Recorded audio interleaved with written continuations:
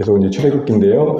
오늘도 우리가 출애굽기 한번 반복해 보면 출애굽기가 몇 장이라고 있습니까? 총 40장입니다. 18장까지가 출애굽에서 전반부의 내용이 애굽에서 나온 이야기입니다. 그리고 나서의 시내산에서 머문 이야기고, 그리고 그 이야기의 내용의 대부분은 율법을 부여하시고 성막을 짓는 이런 이야기로 되어 있습니다. 사실은 구조만 봐도 우리 신앙의 큰 그림을 우리가 생각해 볼 수 있습니다. 오늘은 계속해서 6장까지의 내용을 한번 살펴보겠는데요. 일단 그림을 보시면 이제 모세와 아론이 이제 바로 앞에 선 장면입니다. 지난주까지 봤을 때 여기 이 시점에서 모세의 마음은 그래도 뭔가 기대감이 있습니다. 왜냐하면 그렇게 안 가겠다고 해서 그래도 갔더니 하나님께서 여의 이차 하셔서 당신들을 이렇게 구원하려고 하십니다라는 말을 들었을 때 백성들의 모습이 뭐였습니까? 엎드려 경배했죠. 우리의 고난을 살피시는 하나님 참 감사합니다.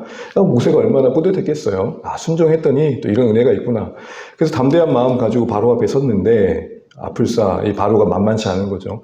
이미 그렇게 만만치 않은 걸 들었지만 들은 거와 마주한 건 틀리죠. 저 아이 고집 대장난 아니에요 라고 들었지만 막상 만나서 고집 부린 아이 만나면 어떻게 됩니까? 내가 지금 어른인지 착각하고 막 이렇게 싸울 수밖에 없는 상황을 만나는 그런 분위기가 생각하시면 될 것 같습니다. 백성들을 만난 후에 모세는 말씀드린 것처럼 아론과 함께 바로를 만나러 갑니다. 이스라엘 하나님께서 내 백성을 보내라 하셨다. 광야에서 하나님 앞에 절기를 지키라고 말씀하셨는데 이 말씀을 근거로 내가 당신에게 요청한다 라고 당당하게 얘기합니다. 그런데 사실은 이 요청을 듣는 바로의 입장을 생각해 보죠. 당시에 신적 존재 정도가 아니라 신이었습니다. 애굽의 절대 신이었던 바로의 입장에서 보면 노예들의 부족의 신이 뭐라고 했든 뭘 귓구녕으로 들릴 만한 얘기겠습니까? 어디 듣도 못한 신이 와가지고 갑자기 뭐라고 하니 기가 찬 놀라시죠. 그래서 바로는 이렇게 바로 말합니다. 여호와가 누구이기에 내가 그 말을 들어야 되느냐? 여러분 이게 세상 가치관 아닙니까? 도대체 하나님이 누구라고 우리가 하나님 따라야 되느냐? 인본주의가 뭡니까? 하나님 누구인데 내 인생을 주관하느냐? 이런 거 아닙니까? 바로 이 말이 바로의 말이고 세상의 말이며 애굽의 정신입니다. 모세의 요청을 거절하게 됩니다. 이에 대해서 모세와 아론은 재차 말할 때 이렇게 말합니다. 참 이게 인상 깊었는데요. 뭐라고 말하냐면 히브리인이 죄송해요. 발음이 꼬여가지고 히브리인의 하나님이 우리에게 나타나셨다. 그리고 우리에게 이렇게 예배하라고 말씀하셨다. 그러니 허락해달라고 요청합니다.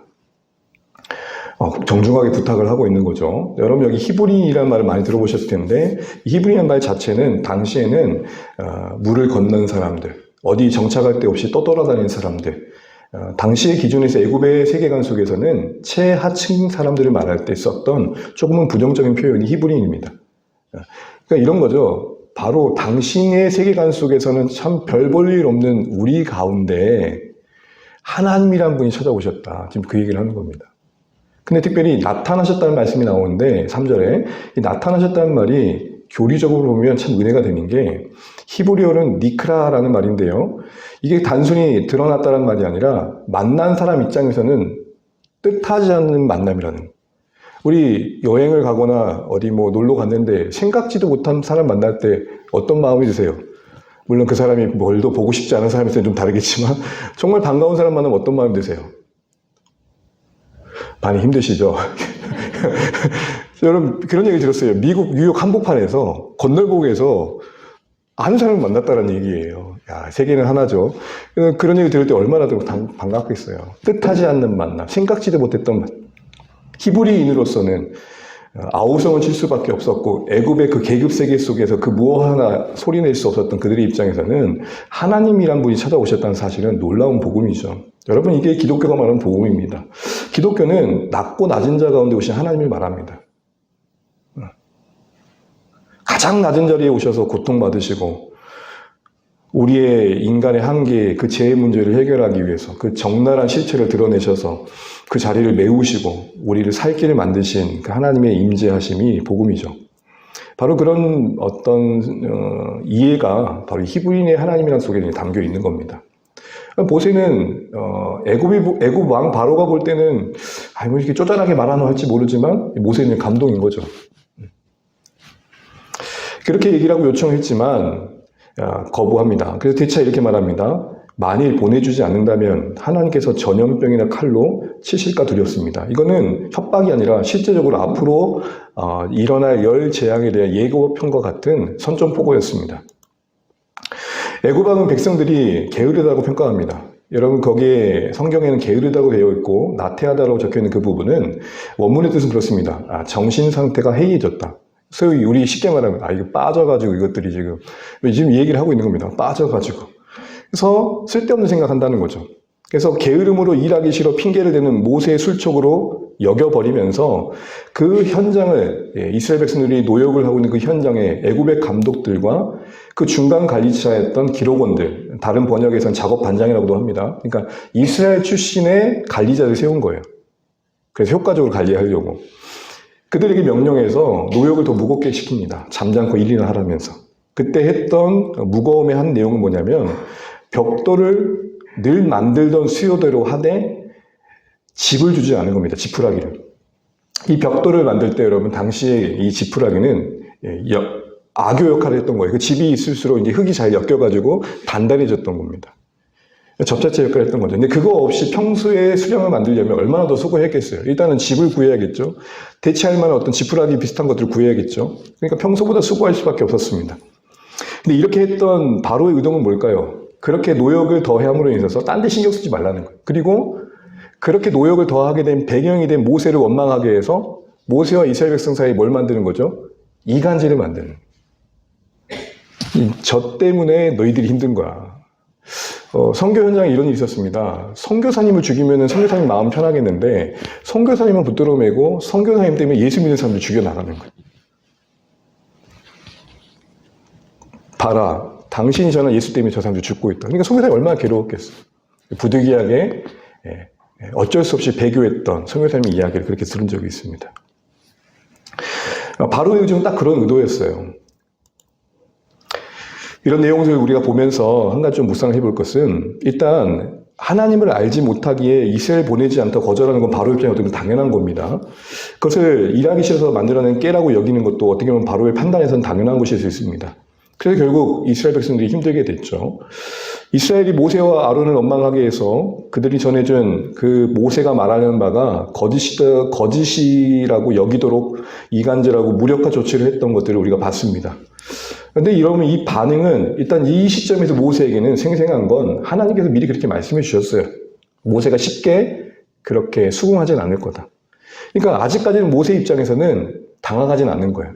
예측대로 지금 이렇게 거절하고 있구나. 말씀하신 대로 지금 쉽지 않구나. 본 겁니다. 그래서 재차 요구할 수 있었던 거고 아직까지는 당당하게 뭔가를 요구할 수 있었던 겁니다. 여기서 우리가 한 가지 알 게 신앙생활을 하면서 우리가 문명, 인생을 다 알고 가는 건 아니지만 기본적으로 신앙이 어떤 여정을 걷는지에 대한 예측은 하고 갈 필요가 있는 것입니다.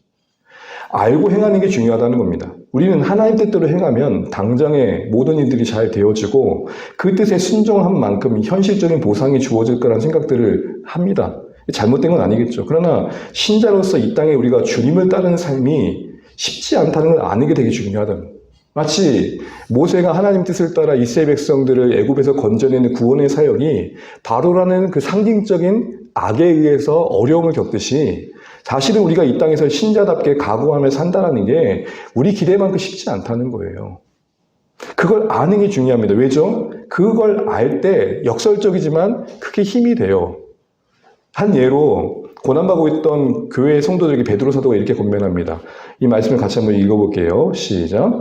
제가 있어 매를 맞고 참으면 무슨 칭찬이 있으리요. 그러나 선을 행함으로 고난을 받고 참으면 이는 하나님 앞에 아름다우니라. 이를 위하여 너희가 부르심을 받았으니 그리스도도 너희를 위하여 고난을 받으사 너희에게 본을 끼쳐 그 자체를 따라오게 하려 하셨느니라. 아멘. 이 말씀이 많이 주어지지 않았다면 당시 성도들 입장에서 고난받으면 다양하게 이해됐을 거예요. 우리가 뭔 죄를 지었다고 이렇게 고생시키시나? 우리가 뭔가 심각한, 뭔가 잘못을 했나? 아니면 도대체 하나님은 어떤 분이시길래 우리를 힘들게 하나? 다양한 오해와 또 해석 속에서 그 상황을 받아들였겠죠. 그런데 이 말씀이 주어지는 거 어때요? 복음 위에 살다 보면 고난을 겪는구나. 이게 당연한 거구나. 특별한 게 아니구나. 누구나 이 땅의 신자라면 주님의 그 부르심을 따라 살아가다 보면, 선을 위해 살다 보면 겪는 갈등이 있고 어려움이 있구나. 근데 한 발자국 더 나아가. 그런 어려움이 있는데 그 상황 속에서 그 모든 걸 주관하시는 하나님 생각하고 마음을 가꾸면, 하나님 때문에 참아내면 그것 자체가 성공이라는 말씀이 얼마나 힘이 되겠어요.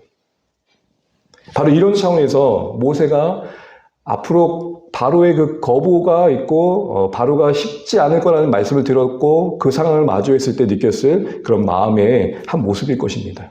여러분, 우리에게도 신앙의 여정에 대한 바른 이해가 필요합니다. 우리의 신앙의 여정이 정말 제대로 살아내면 그렇게 쉽지 않다라는 것, 외적으로 꼭 어려움이 있는 건 아니겠지만 내면적으로 늘 갈등이 있다는 거죠. 이런 것들을 이미 알고 그런 줄 알고 마주하는 것, 이게 되게 중요합니다. 이럴 줄 몰랐네, 이게 되게 쉽지 않거든요. 그런 줄 알고 마주하고 그런 현실을 하나님께서 어떻게 헤아리고 계신지를 하나님의 관점으로 볼 수 있는, 소위 이 하나님의 본심에 대한 깊은 이해가 우리를 무장시켜주는 겁니다. 근심될 때 하나님의 본심을 의심치 마십시오. 하나님의 본심의 이해가 우리 신앙을 무장시켜주는 중요한 수단이 되는 겁니다. 우리 삶에 이러한 여러 일들을 바른 의미 가운데 받아들일 수 있도록 도와주는 것이죠. 이렇게 해서 실제적으로 이제 어려움이 현장에 끼치게 됩니다. 바로의 절대 명령은 바로 즉각적으로 시행이 되게 되고 애굽의 그 노역의 현장에 있던 이스라엘 백성들은 고생하게 됩니다.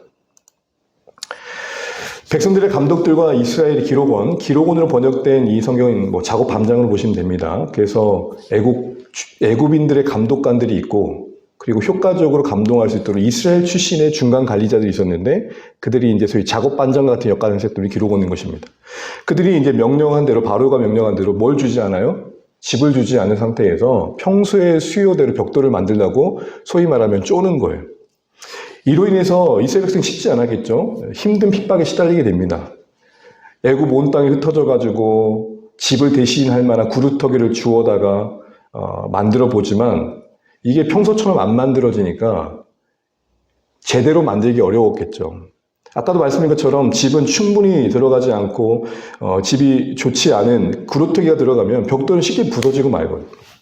그러니까 할당받은 벽돌을 만들어내는 게 쉽지 않고 힘들었겠죠.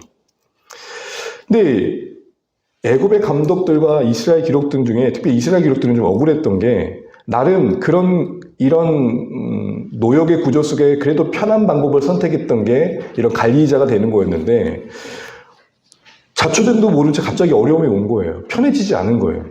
그래서 바로에게 호소합니다. 여러분, 이제 주목할 표현은 이 호소하다는 단어가 앞에 출애굽기 2장에서는 이스라엘 백성들이 고역에 힘들 때 하나님께 부르짖었다는 단어와 같은 단어예요. 그러니까 지금 무슨 말이에요? 지금 힘든 상황은 같은데 부르짖는 세상은 누구로 바뀐 거예요? 하나님에서 바로 바뀌어요. 시간이 흐를수록 그 체제 안에 익숙해졌고 그 안에서 나름 살 길을 찾은 게 바로 편에 서는 거였던 거죠. 그리고 그 나름대로의 중간 관리자 역할을 통해서 편한 삶을 추구했는데 갑자기 어려움이 옵니다. 그러면서 따지는 거예요. 바로에게 하소연하는 거예요. 아니, 왕이시여, 집을 주지도 않고 짚을 주지도 않고 벽돌을 만들려 하다니요. 당신의 종들이, 그러니까 이 말도 참 웃기죠. 지금 이스라엘 중간 관리자인 기록원들은 바로에게 자신들이 뭐라고 얘기해요? 바로 당신의 종입니다, 저희가. 당신을 위해 일하고 있지 않습니까? 근데 저희가 지금 매를 맞고 있다니까요. 하면서 하소연을 합니다. 여러분, 지나가는 생각이었는데 참 순진한 사람들 아닙니까? 바로를 몰라도 너무 모르죠. 바로가 지금 하소연하고 있는 이 이스라엘 기록원들의 형편을 헤아려주고 연민을 느끼는 그런 자였습니까? 바로는 이스라엘 백성들을 뭐로 볼 뿐이었어요? 노동력으로 볼 뿐이에요. 여러분, 이렇게 보면 우리가 세상 살면서 너무 순진할 때가 있다는 생각이 들어요. 세상이 신앙을 그렇게 깊이 이해해 주실 것 같습니까? 세상의 권세자들이 한 사람 한 사람의 인격을 그렇게 존중하고 연민을 느낄 것 같습니까? 여러분, 우리 놓치지 말아야 될 게 이 세상은 제 아래 있다는 거 결코 놓치시면 안 됩니다. 그렇게 순진하게만 바라볼 수 없을 만큼의 이기심이 가득하고 그 힘의 논리가 가득하고 그로 인해서 아픔이 있고 그로 인해서 괴로움이 있는 곳이라고요. 이 그릇된 구조를 하나님께서 보고만 해서 회복시켜 가신 일들을 교회에게 맡기셨지만 그렇게는 만만치는 분명 않은 것이죠.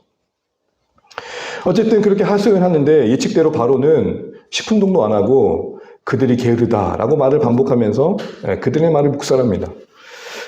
모세가 우리로 가서 여호와께 제사를 드리라고 말하지 않았으면 일어나지도 않는 일이었어 하고 덧붙이면서 말씀드린 것처럼 모세에게 모든 원인을 돌리고 이스라엘 백성들과 그 기록원들 사이에 갈등을 만들어냅니다. 기록원들은 자신들에게 화가 미친 줄 압니다. 화가 미쳤다는 표현은 이제 앞으로 쉽지 않겠구나, 괴로웠겠구나, 어려움을 전망했다는 겁니다. 아까도 말씀드린 것처럼 이 기록원들은 특별히 그 체제 안에서 나름 살 길을 찾은 거예요.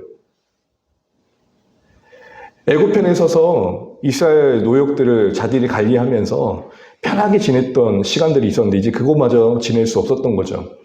그걸 인지하고 돌아오는 길에 누구를 찾았겠어요? 당연히 모세를 찾았겠죠. 근데 마치 모세도 뭐라고 되어 있냐면 20절에는 모세와 아론이 길에 서 있는 걸 보고로 되어 있지만 원문의 뜻은 모세와 아론이 그들을 기다렸다고 되어 있어요. 여러분 여기서 모세의 마음을 헤아리게 돼요. 모세도 지금 무슨 마음이 든 거예요? 나 때문에 이스라엘 백성들이 힘들어졌구나. 이게 마음을 흔드는 거예요.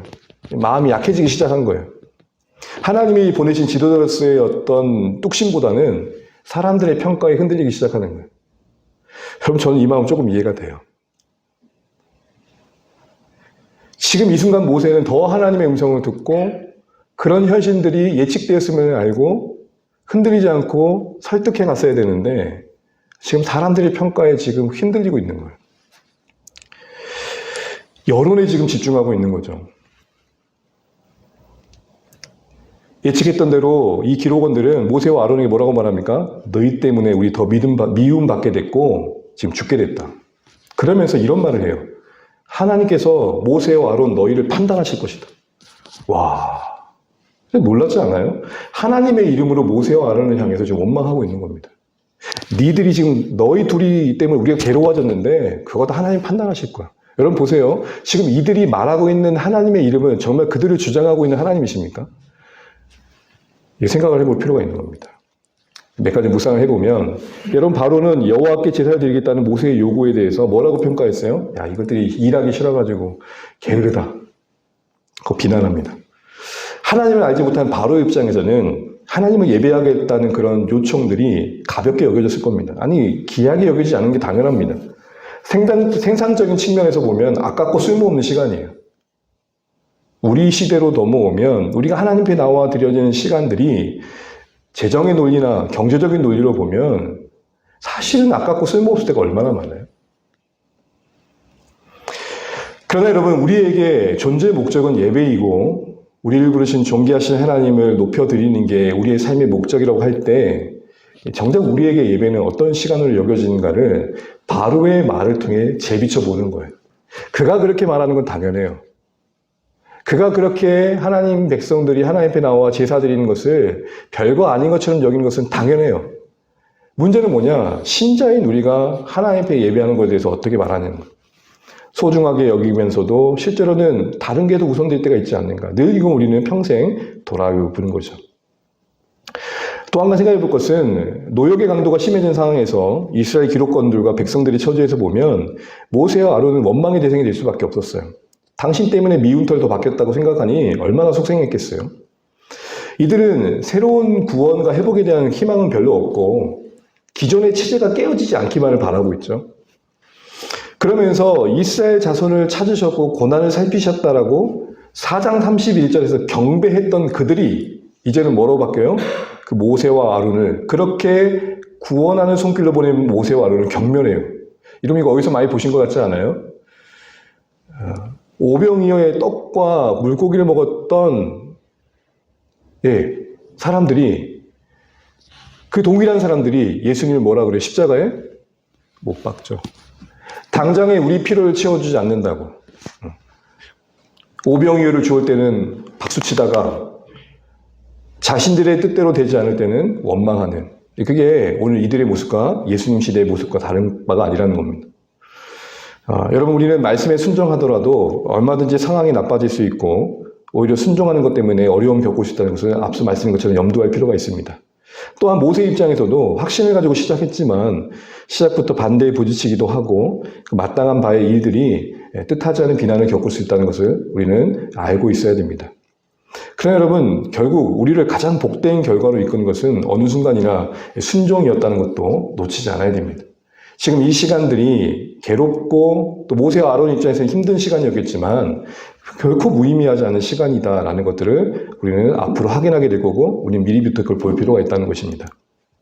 또한 기록원들이 그 중간 관리자들이 모세와 아론을 답변해서 아까 말씀드린 것처럼 여호와가 너희를 살피고 판단하기 원한다고 했던 이 말, 감히 하나님의 이름을 들먹이면서까지 그들의 불편한 감정을 쏟아내는 모습을 보십시오.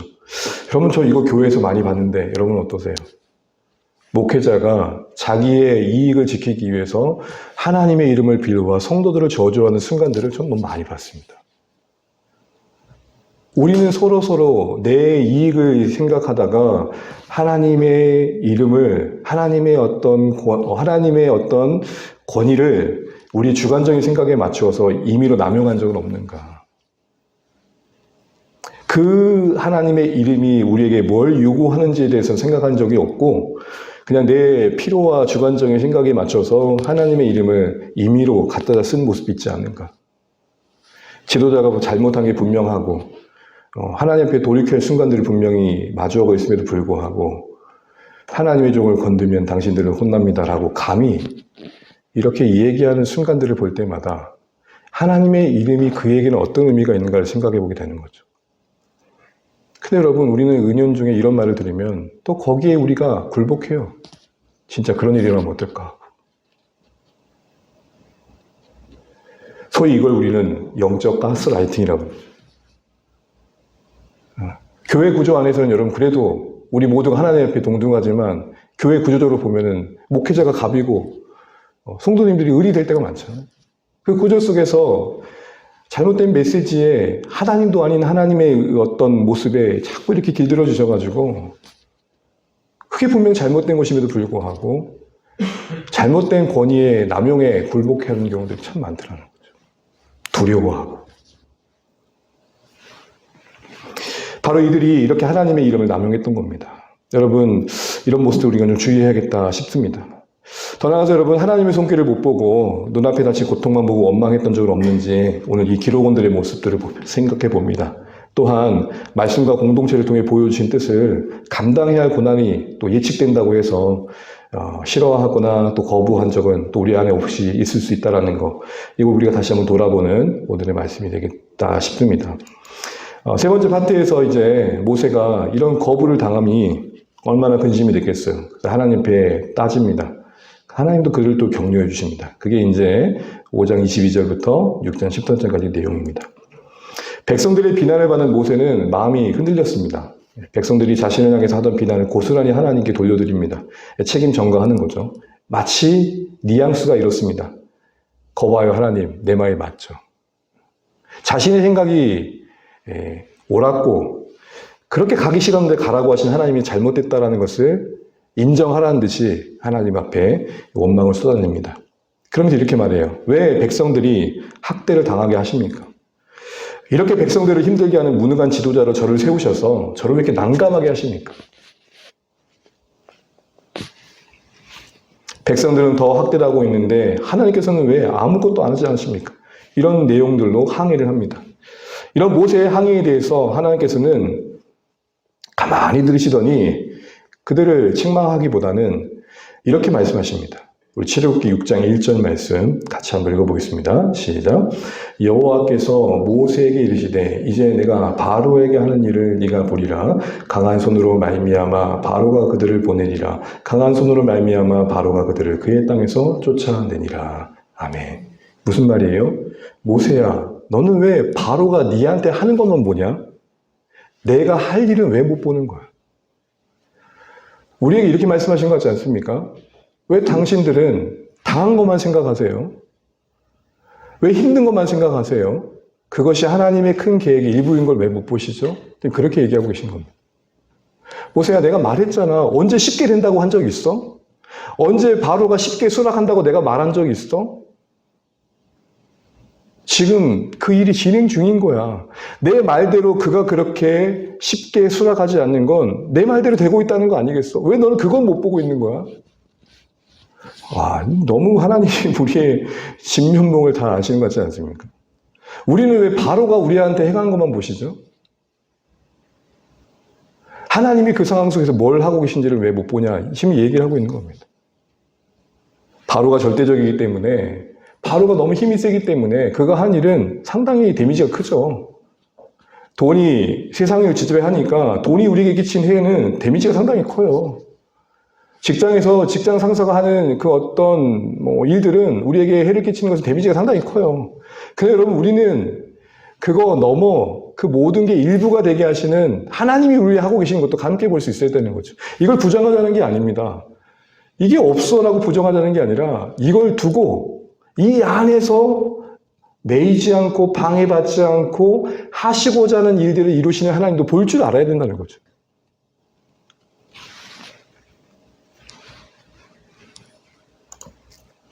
이어서 하나님은 모세에게 그래서 뭐라고 말씀하시냐면 이렇게 말씀하십니다. 모세야, 내가 여호와다. 야, 내가 너 처음 볼 때부터 얘기했잖아. 나 여호와야. 다른 무슨 설명이 필요하겠냐는 식으로 말씀하십니다. 여러분, 하나님 그분의 이름으로 충분하였으면 좋겠습니다. 하나님 우리에게 무언가를 자세히 보여주지 않으시더라도, 당장에 무언가를 해결해 줄 것 같지 않다 하더라도 창조주 하나님으로 족합니다. 그 아들 예수님을 보내 우리를 구원하신 구속주 하나님으로 족합니다. 영광 중에 다시 오실 그 하나님으로 족합니다. 하나님이 하나님이심으로 족합니다. 이게 지금 하나님이 모세에게 자신의 이름을 소개하시면서 기대하셨던 모습입니다. 거듭 반복하십니다. 여러분 읽어보시면 알겠지만 내가 여호와인 거, 내가 여호와인 거, 내가 너에게 알게 하겠다 말씀하십니다. 그러면서 이런 말을 덧붙이십니다. 이전에는 내가 전능의 하나님으로 나타났지만 이전에는 족장들의 시대 속에 그 어떤 문제를 해결하는 하나님으로, 예를 들어서 아이를 낳을 수 없었던 아브라함에게 그 늙은 나이에 아이를 낳게는 그 어떤 능력으로, 공급으로 나타났다면 이제는 긴 역사 속에 때가 되어 나의 약속의 신실함을 보이겠다. 그 말이 여호와라는 말입니다. 하나님의 이름에 각각의 이름의 특징이 있는데 여호와 이름을 말씀하신 특징은 뭐냐면 언제나 안이 계신 적이 없었다는 의미고, 그 말은 하나님은 어느 시대나 안이 계신 적이 없는 영원한 그 시대 속의 하나님으로서 그 모든 일들이 이면 속에 관여하고 계시며 성취하시는 신실하신 분이다. 그러니까 여호와 하나님을 떠올릴 때 항상 여러분이 하나님이 자기를 어떻게 소개하시냐는 그 배경 속에서 보게 되면 자신을 여호와 하나님을 소개하실 때 항상 뒤따른 건 뭐냐면 은혜의 하나님, 약속의 신실하신 하나님. 이제는 네가 그걸 보게 될 거라고 말하는 겁니다. 모세야, 이제 때가 되었다.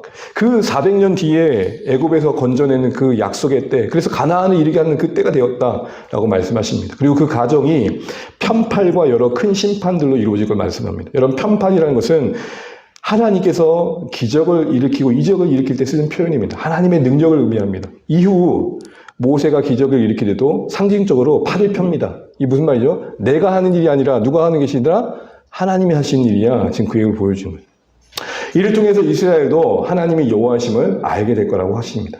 여러분, 앞으로 다음 주에도 보겠지만 심판의 과정, 이 편팔로 하나님이 자신을 나타내신 이 모든 과정들은 핵심이 뭐냐? 하나님을 알게 하시는 거예요. 지금 모세가 겪는 이 과정도 하나님을 아는 겁니다. 여러분, 지금 우리는 성경의 어느 시점인지 좀 기억할 필요가 있는데요. 지금 이스라엘 백성들 입장에서는 아브라함과 이삭과 야곱부터 전에들은 하나님은 있는데 정작 자기들이 만난 하나님이 없는 시점이에요. 바로 이때에 이들이 하나님을 알아가는 과정이 지금 애굽의 출애굽 속에서 이루어지고 있는 겁니다. 그래서 여러분, 여호와인 것을 네가 알게 될 거라는 말은 이전에 여호와이심을 몰랐다, 여호와이심을 나타낸 적이 없다는 말이 아니라, 왜냐하면 창세기에도 여호와란 말이 나오니까요. 그런 게 아니라 진짜 경험하게 되는 알을 말하는 겁니다. 하나님의 말씀을 다시 받은 모세가 이제 용기를 얻습니다. 다시 이스라엘을 갑니다. 근데 문제는 뭐냐? 9절 말씀에 나오는데 이스라엘 백성들이 어떤 반응을 보이냐면 마음의 상함과 너무 노역이 힘들어가지고 모세의 말이 전혀 들리지 않았다고 그래요. 여러분, 배가 고프면 설교 잘 들리십니까? 물론 어떤 분은 그래요. 목사님, 모든 게 비어있는 상태라 잘 들어와요. 아니, 너무 힘들면, 너무 고나면 말씀이 들어오세요. 어쩌면 정상적인 거죠. 그런데 여러분, 가혹한 노역 앞에 뭐가 있어요? 마음에 상함이 문제였던 거예요. 이 상함의 의미는 뭔지를 뭐냐면 마음의 짧음으로 번역되는 거예요. 그러니까 마음이 짧다는 말이 무슨 말이에요?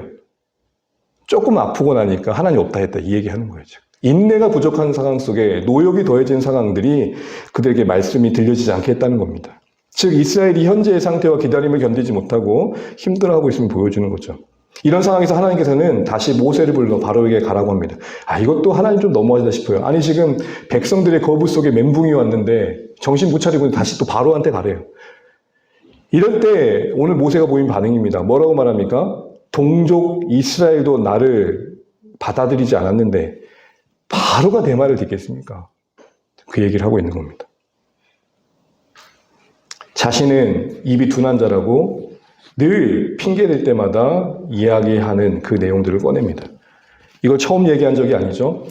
여러분 지난 시간에 어떻게 보면 이슈 중에 하나였던 별이 5개. 모세가 하나님의 부르심을 거부했던 횟수가 몇 번이었어요? 보세요, 여러분. 장수, 돌침대, 버스터 다 알잖아요. 그 중에 4번째가 뭐예요? 나는 입이 둔합니다. 이 얘기를 하죠. 거기에 대해서 이제 하나님께서 답을 주셨잖아요. 근데 또 이야기를 하고 있어요.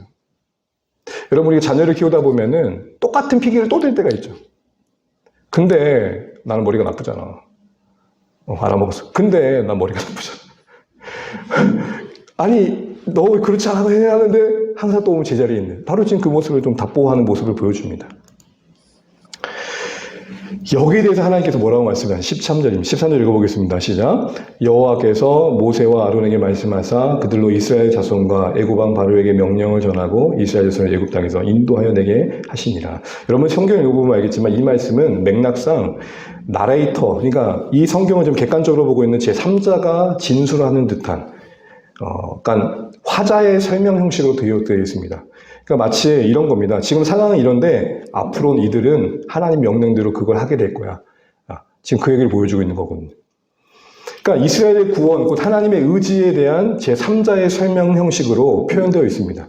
그러니까 맥락상 의미는 이런 거예요. 그래서 부정적인 상황이잖아요. 지금 이스라엘 백성도 거부하고 바로는 말할 것도 없고 모세도 지금 궁지에 몰려서 힘들어하고 있는 이런 상황 속에서 모세와 아론에게 하나님은 끊임없이 말씀하셨고 결국에는 그들이 위임받은 명령대로 이스라엘 백성을 애굽에서 지도하고 인도해가는 꺼내고 가나안 땅으로 인도해가는 지도자가 되었다. 그 얘기를 지금 미리 하고 있는 겁니다. 지금 그 말씀을 하고 있는 시점은 뭐예요? 모세가 지금 멘붕이 온 상태예요. 그러니까 이 시점에 모세 입장에서는 전혀 이 말씀을 생각할 수 없었는데 하나님은 지금 이 말씀을 같이 이곳에 두심으로써 이 상황도 지금 이 일을 이루시는 과정임을 보여주신 거죠.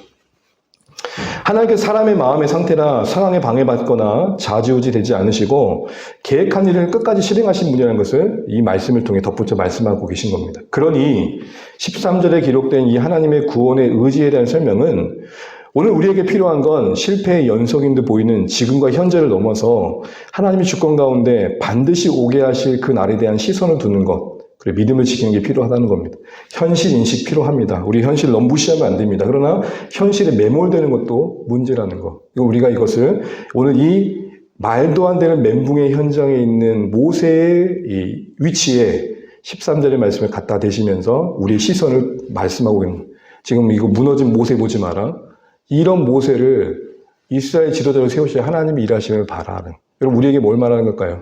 장차 주어질 구원의 영광의 날을 바라 이 얘기를 하는 것입니다. 지금 우리가 죄로 인해 괴롭고 때로는 진짜 우리의 못난 모습에 쉼없이 괴롭지만 이런 낮은 몸 가운데 있는 우리를 온전케 하시겠다 약속하신 그 영광의 날을 함께 보면서 이것도 바라는 것입니다. 이런 두 가지 안목이 필요한 겁니다. 13절에서는 이스라엘 구원에 대한 하나님의 하늘에서 언급되는 이 부분에서 같은 맥락에서 이어진 6장 2절의 내용이 와닿는 것입니다. 거기서 하나님은 뭐라고 말씀하시냐면 강한 손을 언급하십니다. 내가 그 강한 손으로 이룰 것을 또 강조하십니다. 그러니까 모세 입장에서는 안 될 것만 보고 있는 상황에서 왜 너는 안 될 것만 보냐? 내가 할 수 있다는 거 보지 꼭 바라고 얘기하시는 거죠. 그래서 바로의 강한 손이 너희들을 붙든 것 같지만 내가 더 강한 손으로 반드시 그 바로의 손을 깨트릴 거야 라고 말씀하십니다. 이처럼 세상의 어떤 권세도 자기 백성에 대한 하나님의 사랑의 의지, 국류를 해방하거나 막을 수 없다는 거 다시 보여주시는 거죠. 그러니까 바로의 불신과 완악함을 꺾으실 분도 하나님이심을 보게 하시는 겁니다. 여러분 어떤 상황에서도 우리로 하여금 실망하거나 좌절하지 않게 하는 근본적인 힘이 바로 여기 있는 것입니다. 여기서 우리 한 가지 더 한 발자국 더 내가 생각할 것이 있습니다. 하나님은 우리가 슈퍼맨이 되라고 하지 않으십니다. 그러니까 우리의 약함을 강하게 만드는 데 하나님 관심 있지 않습니다. 오히려 뭐라고 말씀하시느냐? 의지하는 게 강하다는 거예요. 우리는 무릎 꿇을 일이 없는 게 강한 줄 알죠. 누군가에 기댈 일이 없는 게 강한 줄 알죠. 아니요.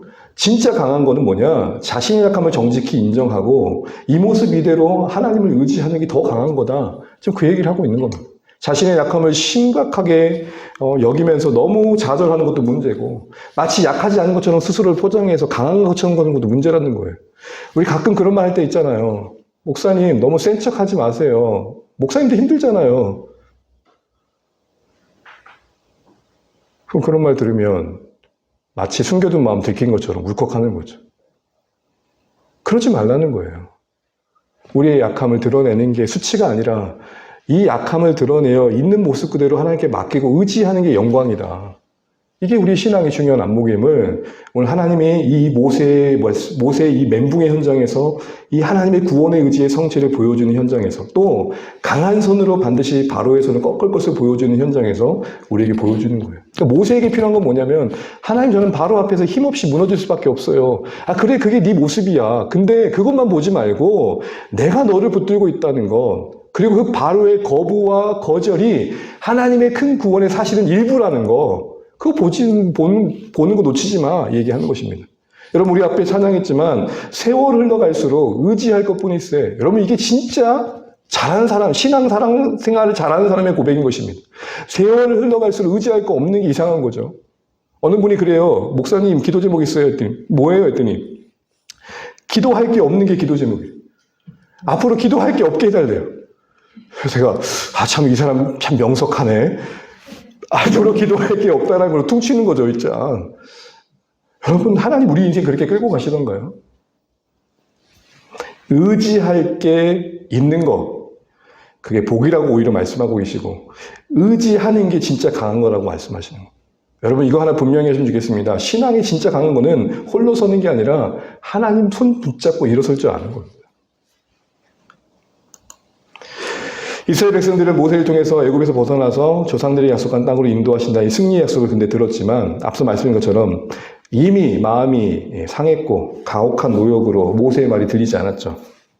지도자 모세마저 말씀드린 것처럼 적대적인 반응이 흔들렸습니다. 뒷걸음쳤죠. 그런데 하나님께서 모세에게 언제 바로가 호락호락 할 거라 하신 적 있습니까? 쉽게 말을 듣지 않을 거라 경고하셨어요. 앞서 말씀드린 것처럼 그러니 적대적인 반응도 하나님 말씀대로 되는 상황의 일부였다는 거죠. 최종 결과도 말씀대로 되지 않겠는가 생각을 오히려 할 필요가 있다는 겁니다.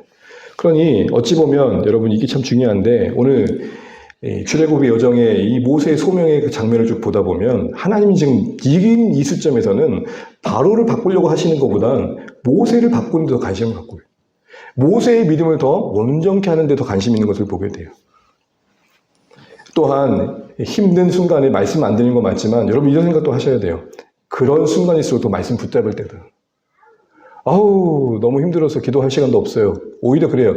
그럴수록 기도할 때다. 아유 너무 힘들어서 말씀도 못 보겠어요. 뭐라고 말씀하시는 거예요? 그럴수록 말씀 볼 때다. 여러분 희한하죠? 진짜 힘들어서 그래 한 장이라도 예의상 봐야지 하고 있는데 거기서 날 살리시는 하나님을 만나버렸네요. 진짜 한 장 보고 끝나려고 했는데 계속 하나님 붙드시네. 이런 하나님 은혜가 있단 말입니다.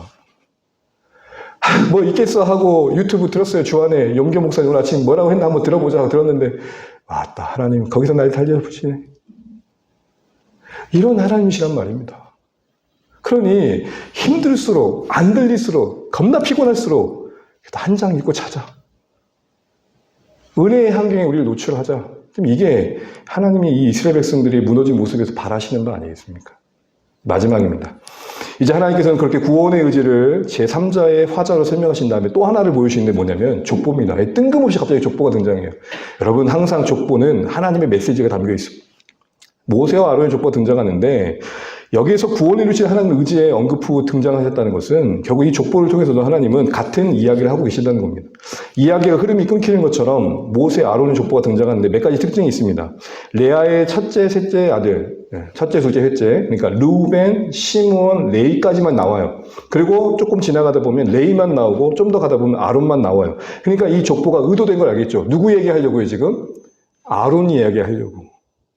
모세는 이미 앞서서 출생부터 이야기되고 있지만 아론은 갑자기 대변인이 되겠다는데 얘 도대체 누군데 갑자기 대변인이 되는데 라고 할 수 있잖아요. 그러니까 아론도 충분히 준비된 인생이다. 아론도 내가 불렀다라는 걸 보여주게 뭘 쓰신 거예요 지금?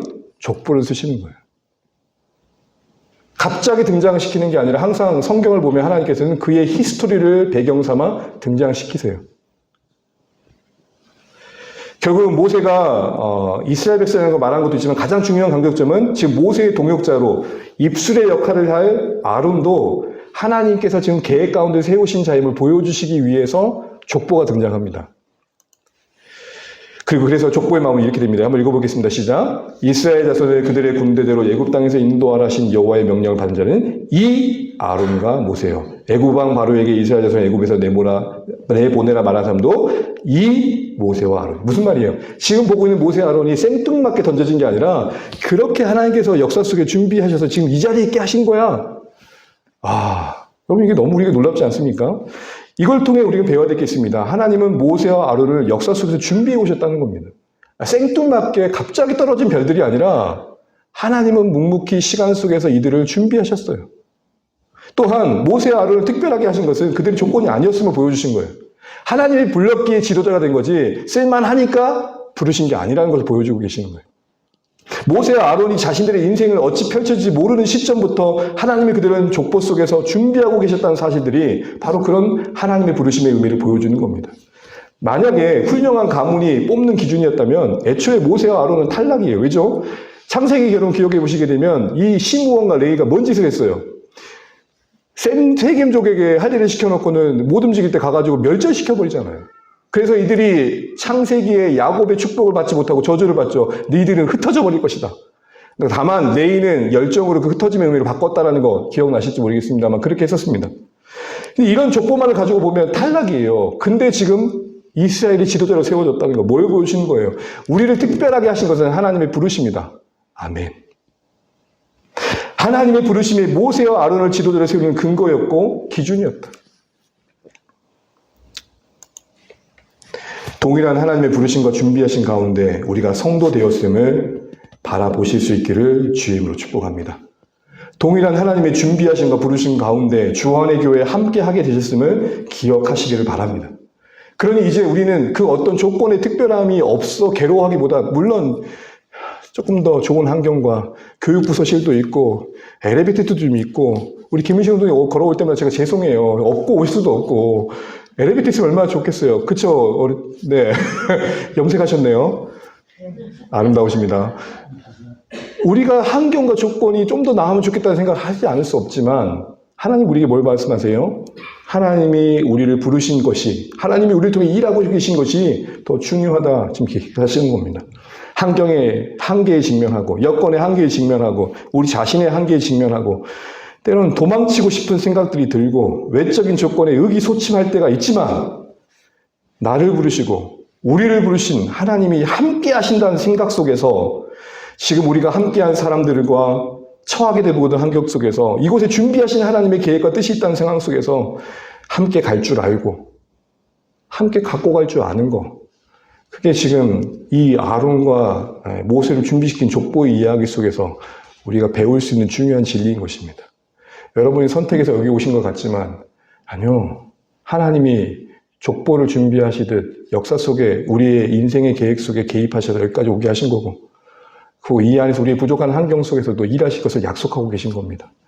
여러분 주한의 교회가 특별하다면 그것은 하나님 때문인 줄 믿고 우리의 한계 앞에 괴로워하시고 의기소침하지 마시고 날 부르신 하나님의 하나님 되신 때문에 자신감도 갖고 용기도 갖고 한 발자국 더 내딛는 결단할 수 있는 우리 되시기를 주의 이름으로 축복합니다. 신자의 여정 속에 왜 괴로움이 없습니까? 그럴 때마다 날 부르신 분은 하나님이시다. 내가 내 신앙의 운명을 책임지지 않고 있다. 저 은유리가 저것이 뭘 알고 저렇게 뛰겠어요? 이제 저것이 이제 커가지고 이 자리에 한 자리에 앉아서 집사 안수를 받고 장로가 되고, 와, 이런 날이 오겠죠? 모르는 일들 속에 우리는 던져졌지만 이거 하나는 분명합니다. 우리를 불러 교제케 하신 하나님은 미쁘시다.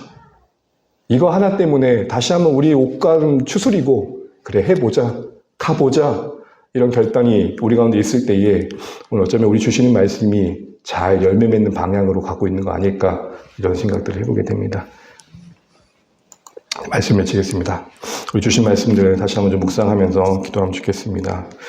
한 3, 4분 정도 생각을 한번 정리해 보시죠. 오늘 모세가 가라앉다라고 해서 갔지만 처음에는 백성들이 경배했습니다. 그러나 그 다음 단계 갈수록 오히려 멘붕이 옵니다. 자신 편인 줄 알았던 이스라엘 백성마저도 원망을 하고요. 그렇게 거부당했는데 또 가라고 하는 하나님 말씀을 넣습니다. 근데 하나님 말씀하십니다. 미래의 일들을 이루실 것들 보여주시면서 또한 족보도 보여주십니다. 모세야, 아론아, 내가 너희를 부른 게 나다. 너희를 준비시킨 게 나고 너희를 통해 일할 것도 나다라고 말씀하십니다. 여러분, 주안의 교회를 시작하는 가정 속에 또 여기까지 오는 가정 속에 우리의 수고가 있지만 여러분 하나님이 하신 건 줄 우리가 믿고 앞으로도 그렇게 하실 하나님을 바라보면서 우리의 순종을 또 결단하시면 좋겠습니다. 또 주신 말씀들 한번 묵상하시고 2, 3분 정도 기도하시고 마치도록 하겠습니다. 개인의 묵상과 또 여러분 기도하지 못했지만 같이 기도하시면 좋겠습니다. 기도합니다.